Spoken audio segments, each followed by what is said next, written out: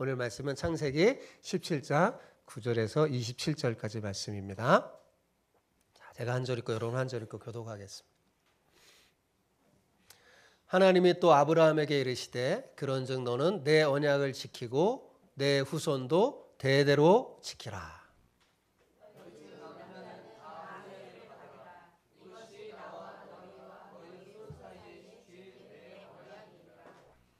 너희는 포피를 베어라. 이것이 나와 너희 사이의 언약의 표징이니라.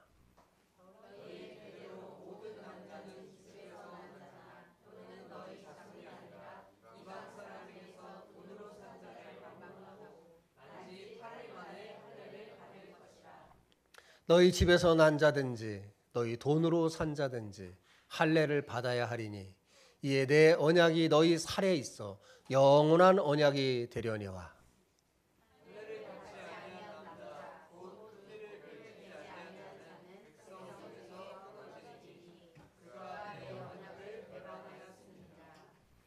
하나님이 또 아브라함에게 이르시되 내 아내 사레는 이름을 사레라 하지 말고 사라라 하라.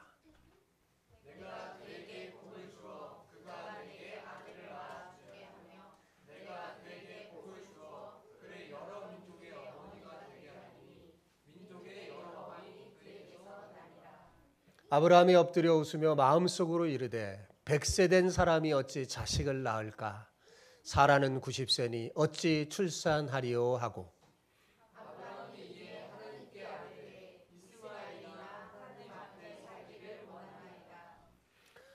하나님이 이르시되 아니라 내 아내 사라가 내게 아들을 낳으리니 너는 그 이름을 이삭이라 하라. 내가 그와 내 언약을 세우리니 그의 후손에게 영원한 언약이 되리라.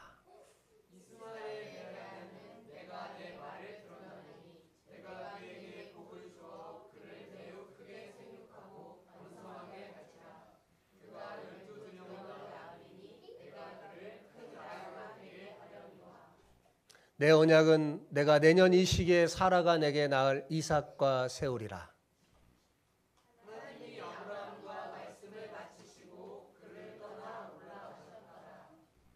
이에 아브라함이 하나님이 자기에게 말씀하신 대로 이날에 그 아들 이스마엘과 집에서 태어난 모든 자와 돈으로 산 모든 자 곧 아브라함의 집사람 중 모든 남자를 데려다가 그 포피를 베었으니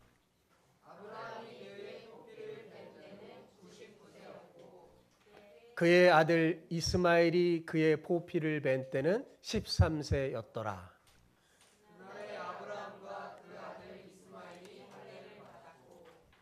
같이요. 그 집의 모든 남자 곧 집에서 태어난 자와 돈으로 이방 사람에게서 사온 자가 다 그와 함께 할례를 받았더라. 아멘. 아멘. 자, 오늘은 몸이 아닌 마음에 새겨야 할 하나님의 약속이라는 제목으로 은혜를 나누고자 합니다. 어디에 새겨야 된다고요? 마음에. 혹시 여러분 몸에 문신이 있는 사람 있나요? 아마 대부분 없을 거예요. 그런데 요즘 젊은이들 사이에서는 문신이 자기 표현의 방식이기도 해요. 요즘 참 많이 하는 것 같아요. 근데 오늘 말씀을 나누기 전에 한 여대생의 가슴 먹먹한 사연을 먼저 들려드리려고 해요. 2011년 미국 센트럴 미시건 대학에 다니는 20살 여학생이 있었는데 이 여학생의 어머니가 결혼 기념일을 앞두고 여행 떠나기 직전에 이 딸에게 이게 메시지를 이렇게 남겼는데 여행 떠나기 직전에 떠나기도 전에 갑작스럽게 돌아가셨어요. 그래서 딸에게 남긴 이 마지막 메시지가 뭐였냐면 딱 4글자예요. 이거예요. I love you. Be good, mom. 사랑해. 잘 지내? 엄마가. 그 쪽지를 보내고 여행 가려고 했는데 돌아가시는 거예요. 이 딸은 이 어머니의 진실한 사랑을 절대 잊지 않으려고 어머니가 직접 써준 그 글씨체 그대로 자기 팔뚝에 문신을 새겼다고 합니다. 그리고 블로그에 그 사연을 올린 것 같아요. 수많은 사람들이 이 사연에 눈물을 흘리고 공감을 표시해 줬어요. 왜 사람들이 이 사연을 보고 감동했을까요? 팔뚝에 새긴 문신 디자인이 굉장히 멋있어서 그랬을까요? 아니겠죠. 문신은 그저 수단일 뿐입니다. 우리 마음을 울린 건, 사람들의 마음을 울린 건 이 돌아가신 어머니를 향한 그 딸의 진실하고 변함없는 사랑이 느껴졌기 때문에 그런 거죠.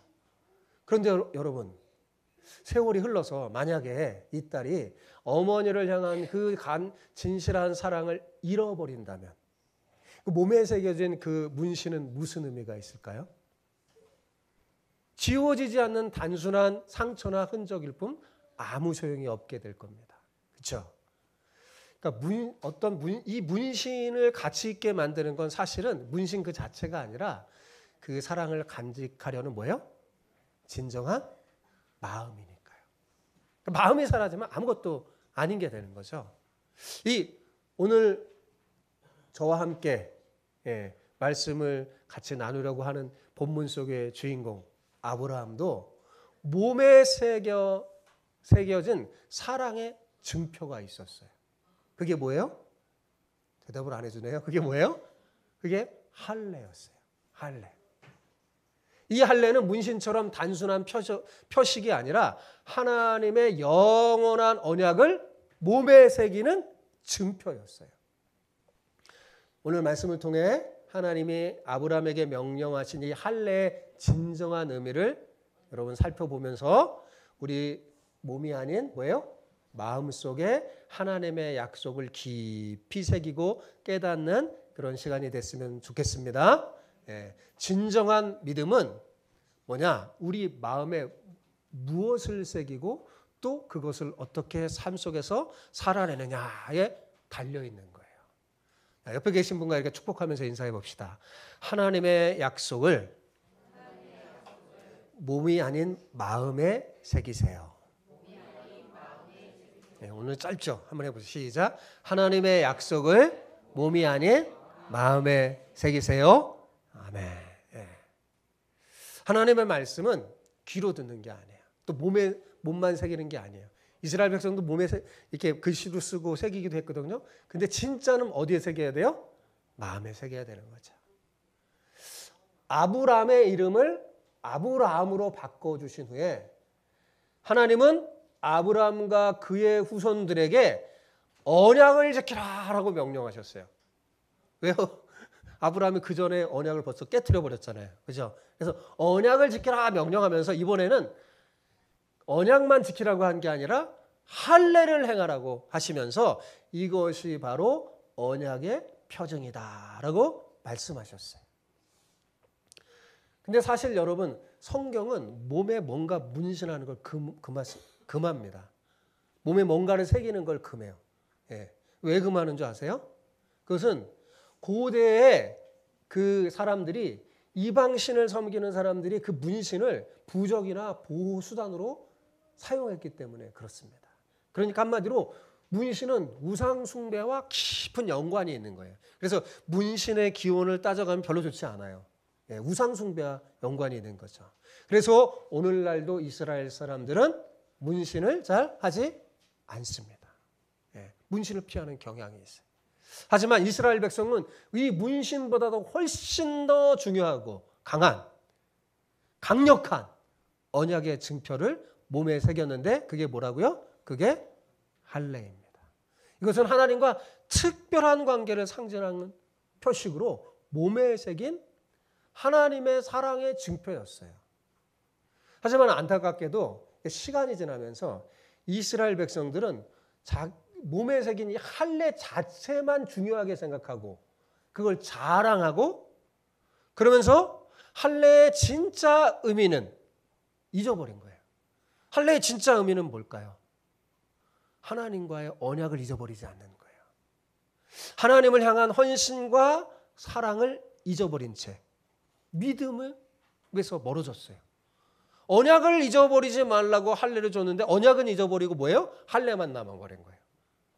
제가 아까 그랬잖아요. 어머니를 향한 사랑을 잃어버리고 문신만 남으면 어떻게 돼요? 흔적뿐, 아무것도 아닌 게 됐잖아요. 그렇게 된 거예요. 이것이 하나님의 마음을 너무나 아프게 했습니다. 그래서 선지자들이, 많은 선지자들이 이스라엘 백성을 강하게 책망한 것 중에 하나가 뭐냐면 바로 이 문제였어요. 할례를 단순히 몸의 행만 행하지 말고 마음에 행하라고, 마음의 할례를 강조했죠. 할례는 마음에 하는 것이다. 그리고 하나님의 뜻대로 사는 것, 하나님의 언약을 잊어버리지 않는 게 중요하다고 가르쳤어요. 그래서 사도 바울은, 신약의 사도 바울은 육체의 할례가 이제 예수 믿는 사람에게는 더 이상 필요 없다고까지 했어요. 대신에 마음의 변화와 믿음으로 이루어지는 영적인 할례가 중요하다고 가르쳤죠. 그래서 오늘날 예수님 믿는 사람들은 할례를 행하지 않습니다. 그게 의무도 아니에요. 그러므로 우리는 이 할례의 진정한 의미가 겉으로 드러난 표식이 아니라 하나님을 향한 사랑의 순종의 믿음이라는 걸 잘 기억해야 할 것입니다, 여러분. 사실 할례는 이스라엘에게만 있었던 게 아니에요. 일부 이방인 민족들 사이에도 있었어요. 하지만 그 목적과 의미는 근본적으로 달랐습니다. 이방 민족의 할례는 주로 성인식이었어요. 소년이 어른이 되었다는 것을 알리는 통과 의례였어요. 그러나 이스라엘의 할례는 뭐예요? 단순히 성인식이 아니에요. 성인식이 아니에요. 그래서 그 이방의 할례는 성인이 될 때 이렇게 그 표시로 했거든요. 이스라엘 할례는 언제 했어요? 난 지 8일 만에. 성인식이 아니에요. 하나님의 언약의 백성이 되었다는 영적인 증표였어요. 다시 말해서 나는 하나님과의 특별한 언약 관계를 맺은 사람이다 라는 그 언약의 표시였어요.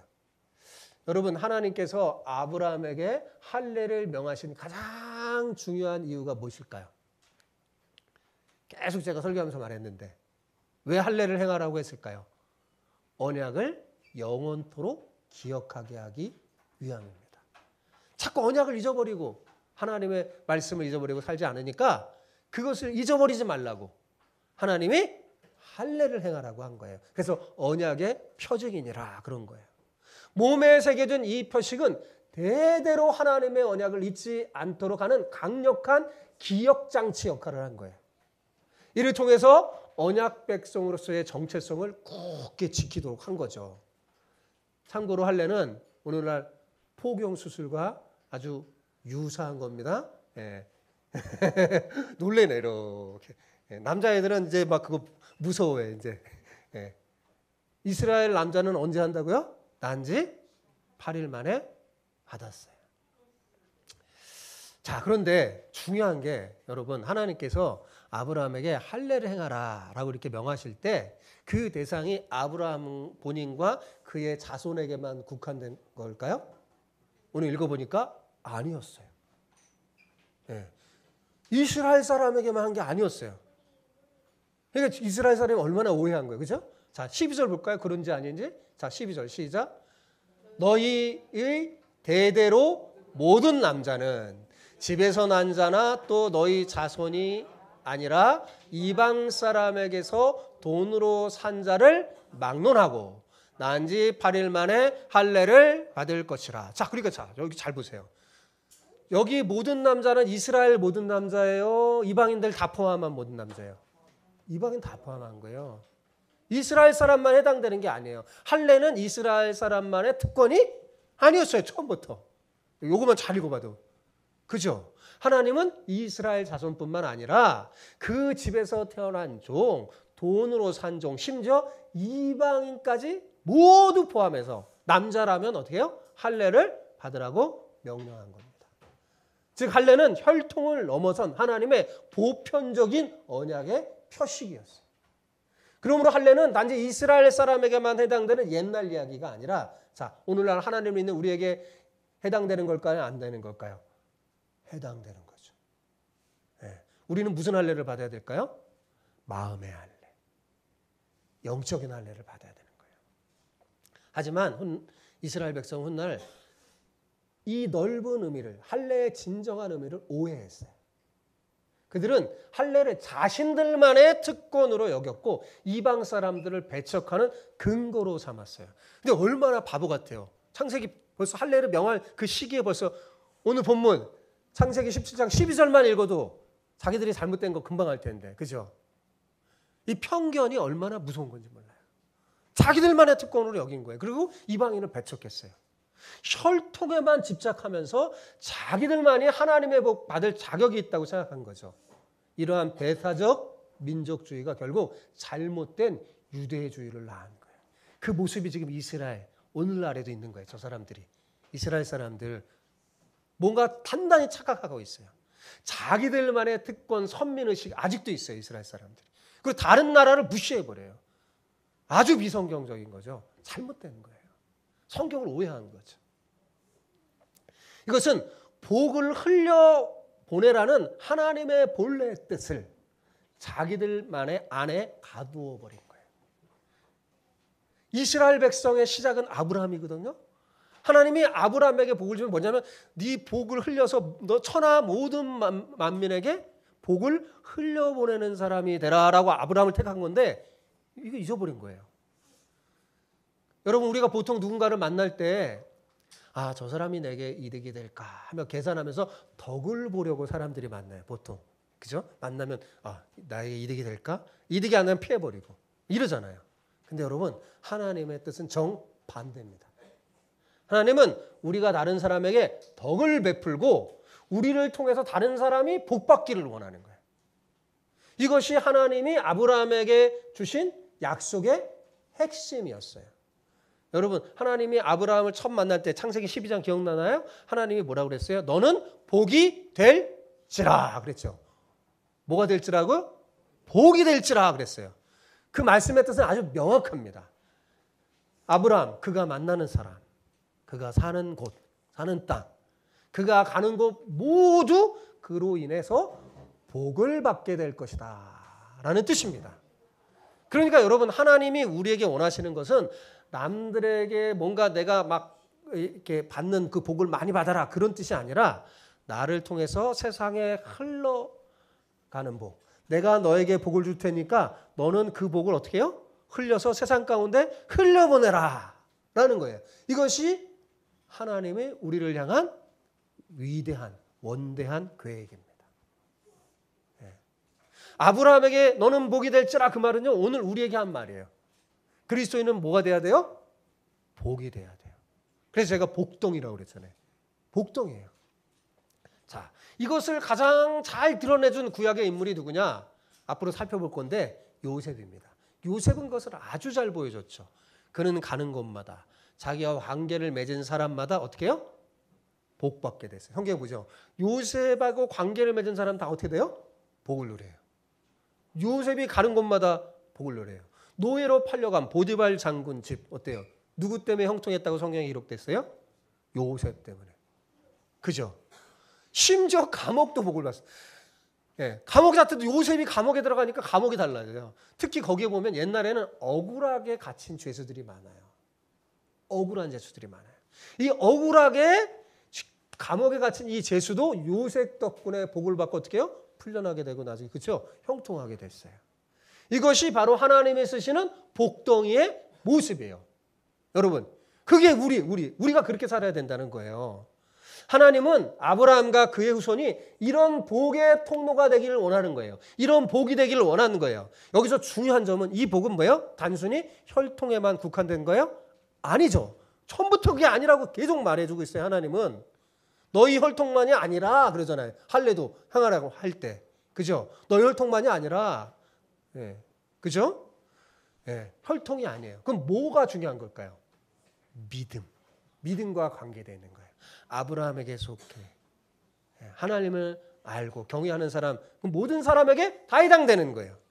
그러니까 여러분 그러니까 오늘날 그리스도인은 어떻게 살아야 돼요? 요셉이 뭐예요? 요셉처럼 다른 사람에게 어떻게 해요? 복을 흘려보내주는 통로로 살아야 할 줄 믿습니다. 아멘. 예, 오늘은 여러분 재미있는 게임을 한번 해보려고 그래요. 여러분 옆에 한번 짝을 보세요. 짝을 정해보세요. 짝. 가위바위보 한번 해봅시다. 짝에서 가위바위보 한번 해보세요. 자, 가위바위보. 가위바위보 한번 해. 시작. 가위바위보. 예, 가위바위보 한번 해보세요. 예, 없는 사람. 예, 예. 자, 그러면 자 했어요? 예. 그러면 이기신 분이 누가 이기신 분 손 들어보세요. 이기신 사람이 패한 사람에게 이렇게 말하는 거예요. 이렇게 말하는 거예요. 진짜 말해보세요. 당신은 복을 얻으러 다니겠습니까? 아니면 복을 흘리러 다니겠습니까? 이렇게 물어보세요. 자, 시작. 당신은 복을 그럼 질문 받은 분은 어떻게 대답해야 되겠어요? 복을 흘리러 다니겠습니다. 라고 힘차게 대답하세요. 시작. 정말 잘하셨어요. 뭐라고요? 복을 어떻게 해요? 흘려. 그게 복덩이에요. 복덩이야. 복덩이는 내가 다른 사람 막 복을 받는 사람이 복덩이가 아니라 이미 복을 받은 사람이야. 그 복을 어떻게 해요? 흘리러 다니는 사람이 복덩이에요. 아시겠죠? 복덩이가 되시기 바랍니다. 예. 믿음의 사람은 여기저기 복을 구걸하고 다니는 사람이 아니에요. 복을 받으려고 다니는 사람이 아니에요. 이미 그 사람 뭐야? 하나님 안에서 복 자체에 뭐예요? 복덩이에요. 여러분은 예수님 믿고 예배드린다는 이 자체가 뭐예요? 여러분이 이미 복을 가진 사람이에요. 그러니까 우리의 사명은 복을 막 얻으려고. 하나님이 없으니까 사람들 막 복을 얻으려고 그러는 거예요. 복이 없으니까. 그 사람들은 복이 없으니까 복을 찾아다니는 거예요. 그죠? 근데 우리는 그럴 필요가 없어요. 우리의 사명은 복을 얻는 게 아니라 뭐예요? 우리가 있는 곳마다 어떻게 해요? 복을 흘리고 나눠주는 사람임을 잊지 마시기 바랍니다. 여러분 자체가 복의 통로임을 기억하시고 세상에 복을 많이 나눠주십시오. 여러분을 만나는 사람마다 기쁨과 평안을 얻고 여러분 덕분에 특히 누군가가 예수님을 믿게 되는 놀라운 복이 넘치기를 바랍니다. 여러분을 통해서 누군가 예수님 믿잖아요. 그 사람은 가장 여러분이 복을 잘 흘려보낸 거예요. 나로 인해서 누군가의 영혼이 구원받고 하나님의 참된 복을 취하는 것보다 여러분 더 귀한 일이 세상에 어디 있겠습니까? 이 세상의 일도 여러 사람 목숨을 살리는 게 제일 귀하다고 저는 생각해요. 생명을 살리는 게. 그렇죠? 그보다 더 귀한 게 어디 있겠어요? 그죠? 근데 그보다 더 귀한 게 있어요. 영혼을 살리는 게 더 귀한 거예요. 생명을 살리잖아요. 잠시 동안 살리는 거예요. 그죠? 또 죽잖아요. 영혼을 살리면 어떻게 되는 걸까요? 영원히 살리는 거잖아요.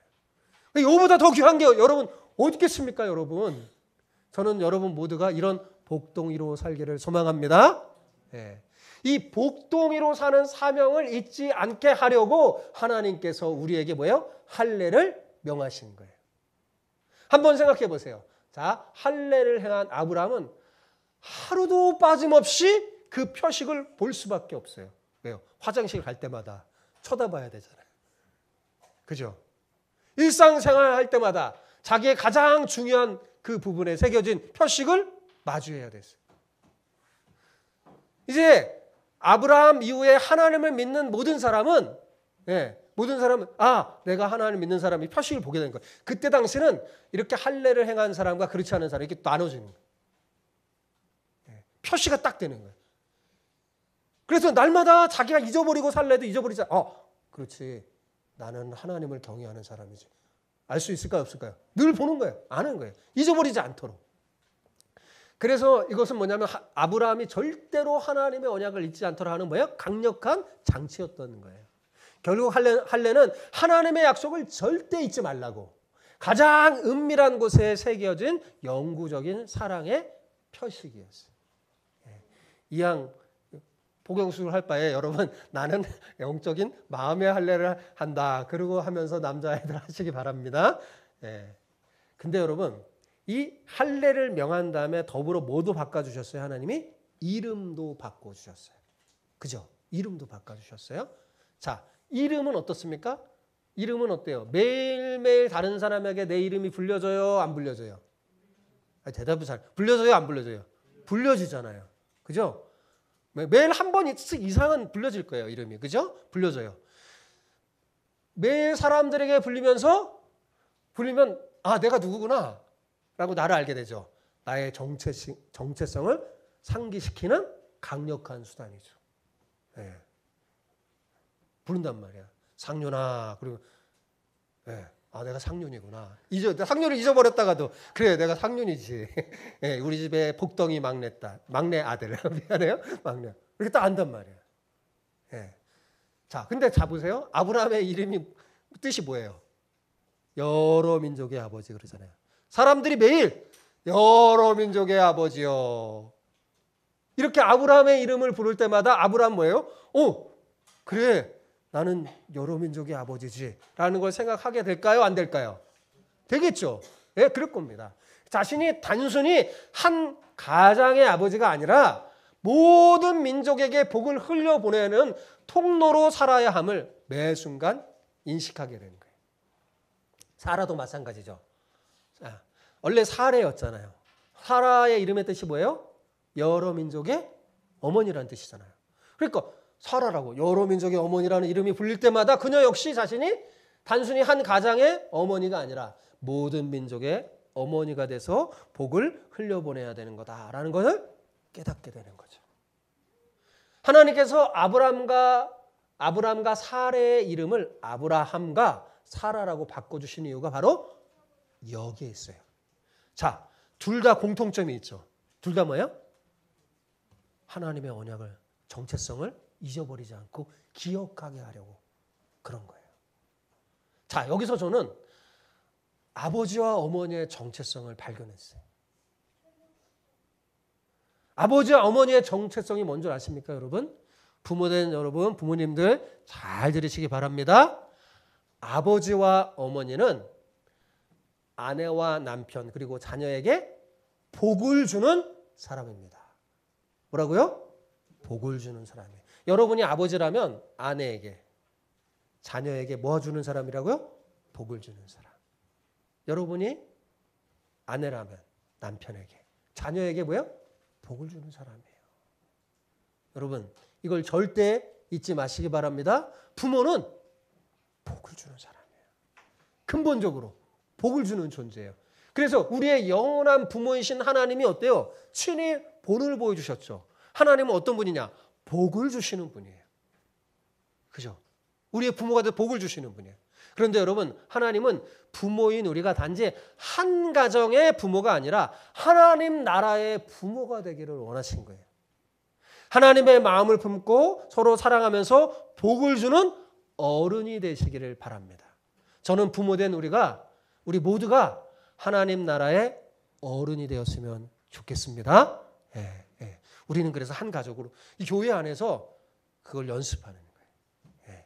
내 자녀, 내 남편, 우리는 뭐예요? 우리의 가족, 그리스도 안에서 형제, 자매된 모두에게 뭐예요? 복 주는 그 어른, 나이가 들수록 하나님 나라의 어른이 됩시다. 아멘. 예. 하지만 아브라함과 사라는 아직 이 큰 뜻을 이해하지 못했어요. 자신이 100세 가까이 되었고 아내는 출산할 수 없는 몸이 되었기 때문에 사라를 통해서 아들을 주겠다는 하나님의 약속이 농담처럼 들렸던 아브라함은 엎드려 웃으면서 이렇게 하나님께 말했어요. 아유 하나님, 아브라함이나 이스마엘이나 잘 살게 해주십시오 라고 간구했어요. 참 여기까지 믿음이 없어요. 그죠? 네. 이스마엘이나 잘 됐으면 좋겠습니다. 자, 왜 그렇게 했을까요? 인간적으로 이해가 돼. 자, 이스마엘은 비록 첩에게 얻은 자식이지만 늙은 나이에, 자신이 참 늙은 나이에 얻어서 13년이나 같이 살았던 아주 소중한 아들이었기 때문에 그렇습니다. 그런데 지금 와서 무슨 새 아들, 100세가 다 됐는데 새 아들을 얻는다니 너무나 비현실적으로 들렸죠. 인간적인 그 경험으로는 불가능했기 때문에 이스마엘이라는 인간적인 방법을 계속 붙잡은 거예요. 그죠? 이스마엘이나 잘 됐으면 좋겠습니다. 이러잖아요.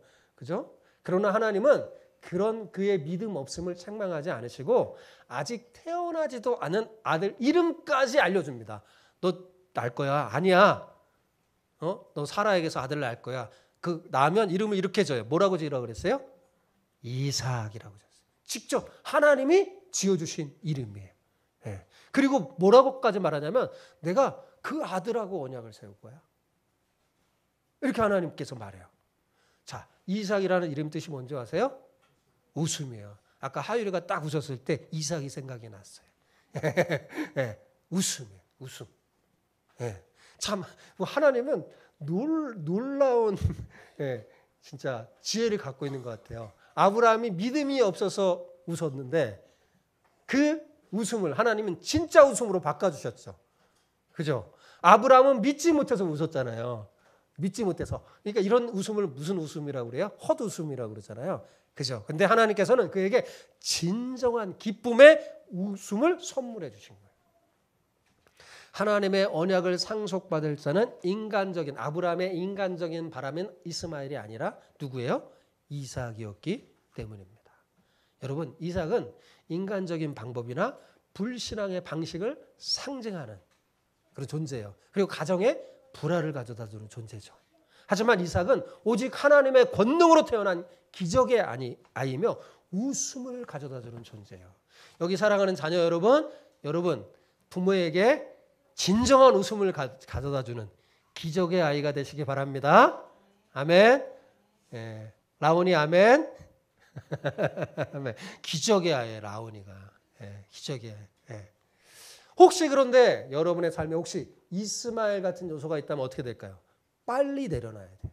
하나님 앞에 빨리 내려놓기 바랍니다. 그리고 온전히 하나님께 맡기세요. 믿음의 사람은 옛사람을 벗어버리고 새 사람으로 살아가는 거예요. 내 생각을 벗어버리고 하나님이 가르쳐주는 새 방식을 따라가는 거예요. 육체를 대표하는 이스마엘이 아닌 하나님의 약속만이 우리가 붙잡아야 할 것임을 잊지 마시기 바랍니다. 하나님께서는 오늘 본문을 보면 계속해서 어때요? 설득하세요. 그죠? 아브라함이 믿음을 가질 수 있도록 설명하고 설득해줘요. 할례를 내가 왜 명한 줄 아냐? 할례를 명한 이유도 알려줘요. 그죠? 그리고 이름을 변경해준 이유가 무엇인지 설명해주죠. 이런 꾸준한 설득 끝에 마침내 아브라함이 깨달았을까요? 안 깨달았을까요? 깨닫게 됩니다. 여러분, 우리가 성경에 보면 아브라함 참 답답하고 믿음이 없어 보이고 연약해 보이지만 아브라함에게는 큰 장점이 하나 있어요. 저는 여러분에게도 이런 장점이 있었으면 좋겠어요. 그게 뭔지 아세요? 아브라함은 깨닫기만 하면 자기가 납득하고 깨닫고 확신만 있으면 바로 행동에 옮긴다는 사실입니다. 지체하지를 않아요. 아브라함은. 자기가 깨닫지 못했을 때는 좀 바보 같아.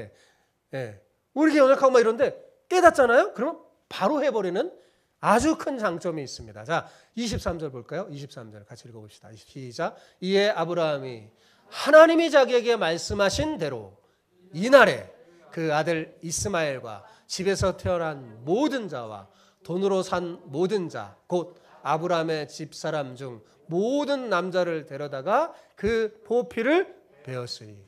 야, 이 아브라함이요 직접 할례를 행한 것 같아요. 그렇죠? 딱 깨닫자 주저함 없이 바로 행했어요. 깨닫기 전에는 머뭇거렸지만 일단은 깨달은 후에는 하나님의 명령하신 일을 절대로 미루는 법이 없습니다. 나중에 이삭을 하나님 앞에 바칠 때도 똑같아요.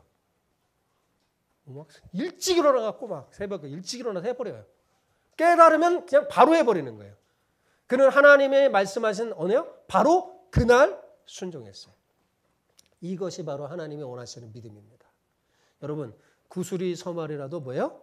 깨어야 보배다라는 속담처럼 아무리 좋은 말씀이라도 실제로 행하지 않으면 아무 소용이 없습니다.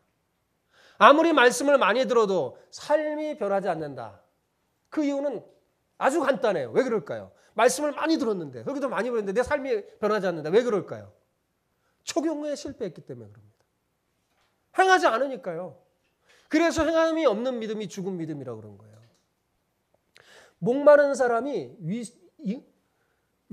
우물에 위치만 알면 뭐합니까? 근데 너무 목이 말랐어요. 그래서 누군가가 우물 위치가 여기 있어요. 알려줬어요. 거기까지 갔어. 근데 직접 마시지 않으면 어떻게 될까요? 여전히 목마르죠.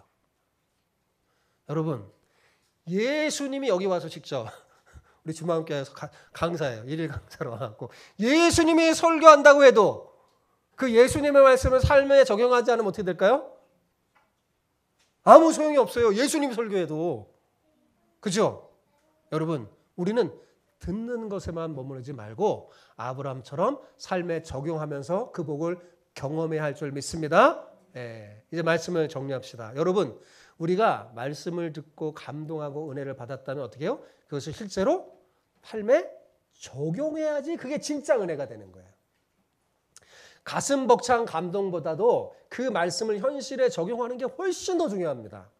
말씀이 풍성해도 적용에 인식하다면 여러분 무슨 역사가 일어나겠어요? 믿음은 저절로 커지는 게 아니에요.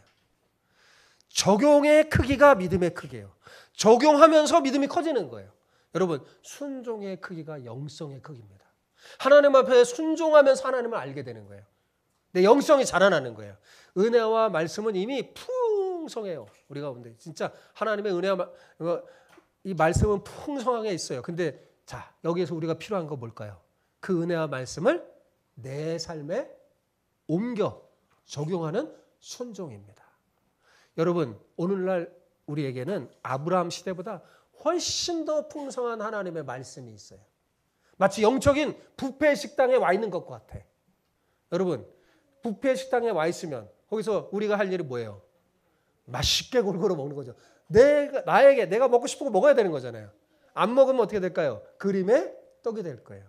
그러니까 우리가 오늘날 하나님을 믿는 우리가 해야 할 일은 뭐냐면 하나님의 말씀을 들었죠. 내가 감동받았어요. 은혜 받았어요. 그러면 내 삶에 적용할 게 뭔가 딱 선택해서 그걸 실천함으로 하나님의 말씀을 먹고 마셔야 돼요.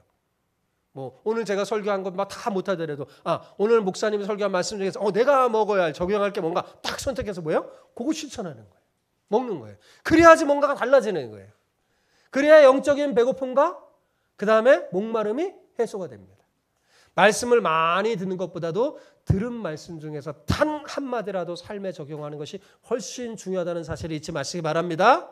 아브라함은 처음에 연약했지만 깨달은 후에는 어때요? 머뭇거림 없이 순종했잖아요. 이 장점이 우리 주마함교회 성도들의 장점이 됐으면 좋겠어요. 아브라함이 믿음의 조상이 되고 복의 통로가 된 건 바로 이 장점 때문에 그런 거예요. 그래서 발전을 하는 거예요. 아브라함. 믿음이 커지는 거예요. 맨 처음에 되게 작았어요. 이제 점점 커지는 거죠. 이처럼 삶에 적용하는 믿음 덕분이었습니다. 사랑하는 성도 여러분, 이제 주저하지 마시기 바랍니다. 오늘 들은 말씀 중 단 하나라도 여러분의 삶에 적용하는 것을 선택하십시오. 만약에 새벽 기도를 결정했다면 뭐예요? 빨리 알람 설정하고 바로 일어나면 돼요. 그죠? 누군가 용서할 것을 결정했다면 내가 저 미워하는 사람에게 사랑을 흘려보내는 행동을 하는 거예요. 결심했으면. 그러면 놀라운 일이 벌어집니다. 여러분, 우리는 어떤 사람이라고요? 복을 얻으러 다니는 사람이 아니라 어떤 사람이라고요? 흘리러 다녀요. 우리는 이미 뭐예요? 복덩이라니까요. 복 자체는 하나님의 복덩이에요. 하나님이 우리에게 주신 사명은 뭐냐? 우리가 있는 곳마다 가서 만나는 사람마다 하나님의 복을 흘려보내는 거예요. 아브라함처럼 깨달은 걸 미루지 말고 실천하여서 하나님의 복을 풍성히 경험하고 세상에 나눠주는 복의 통로가 되기를 축복합니다. 아멘.